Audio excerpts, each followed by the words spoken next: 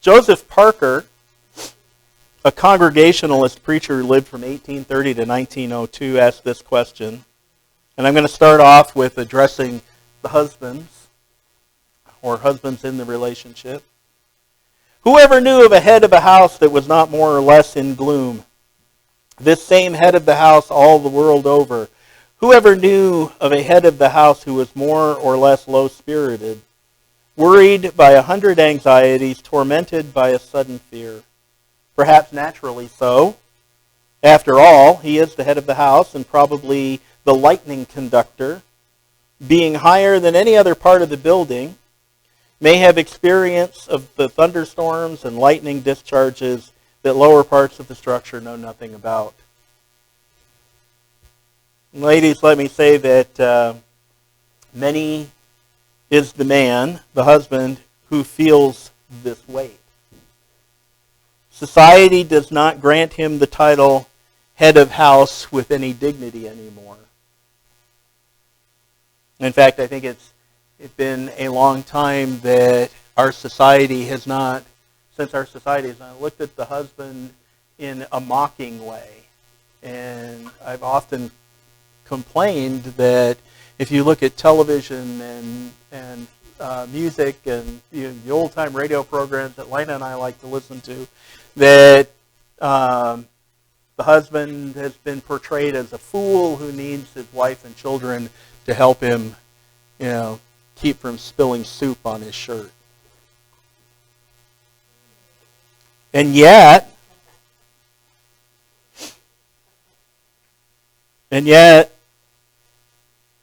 he should be given some measure of dignity.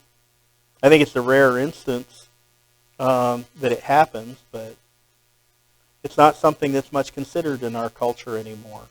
In fact, let a man speak of himself in this way as head of the house, and he will probably be criticized for it. All right? Sadly, that if a man says that he thinks of himself as the head of the house, that he's being misogynistic, that he doesn't like women, or that he's a male chauvinist who just wants to lord it over his family.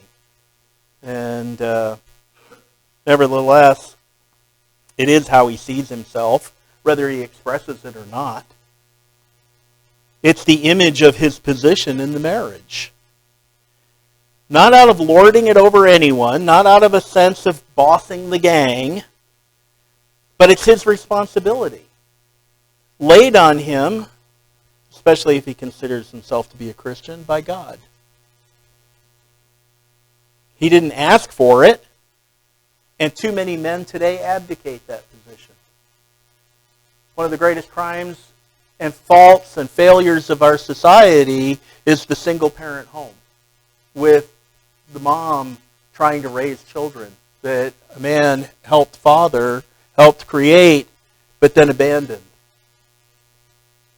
And I would argue that part of the reason that so many men have abandoned that responsibility is they've taken the attitude, well, if you're not going to let me have it to begin with, why should I seek it?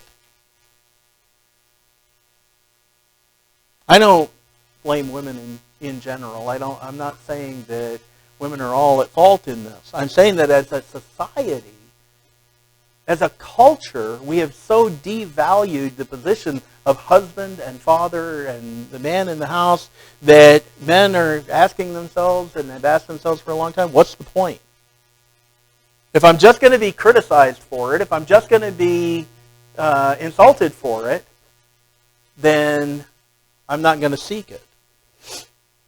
And it has led to too many children being left out in the cold in one way or another. It has led to too many children without the male influence in their lives that creates a balance in their emotional well-being. You realize that the number of men in prison who were from single-parent homes, from being raised by just their mothers, is somewhere in the area of 80%. That's tragic. And it shouldn't be. And it's not the fault of the mother Right? You're asking this woman to do a job all on her own that none of us were designed to do, that she wasn't equipped to do. And I don't say that to downgrade women. But raising children is a balancing act. And it needs the input of both sides.